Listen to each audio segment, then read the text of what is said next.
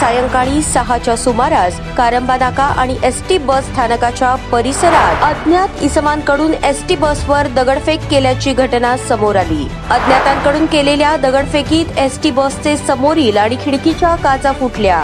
या घटनेदरम्यान कोणत्याही प्रवाशाला दुखापत झाली नाही। सदर घटनेची माहिती मिळताच फौजदार चावडी पोलीस स्टेशनच्या पोलीस पथकाने एसटी स्टँड परिसरात चोख पोलीस बंदोबस्त तैनात केला। याशिवाय कारंबा नाका, जुना तुळजापूर नाका, जुना पुणा नाका आदी परिसरामध्ये पोलीस बंदोबस्त तैनात। प्रवाशांमध्ये कोणतेही भीतीचे वातावरण निर्माण होऊ नये।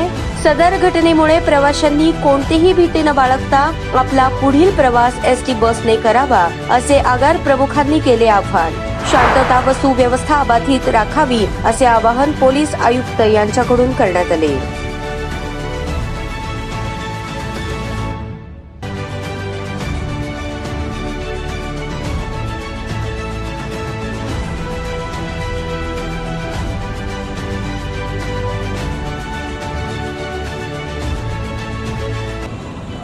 दुपारी 3:30-4च्या दरम्यान राप महामंडळाच्या 2 बसेसवर अज्ञात व्यक्तींनी दगडफेक केली होती।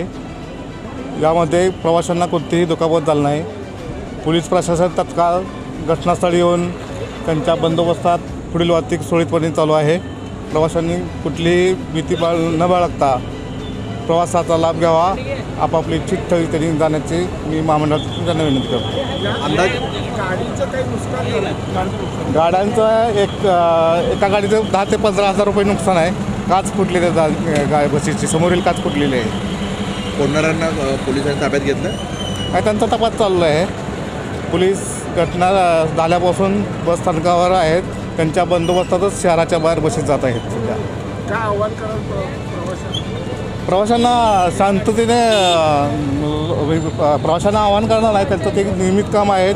त्यांनी त्यांचा प्रवास त्यांच्या नियमित नियोजनाप्रमाणे करावा।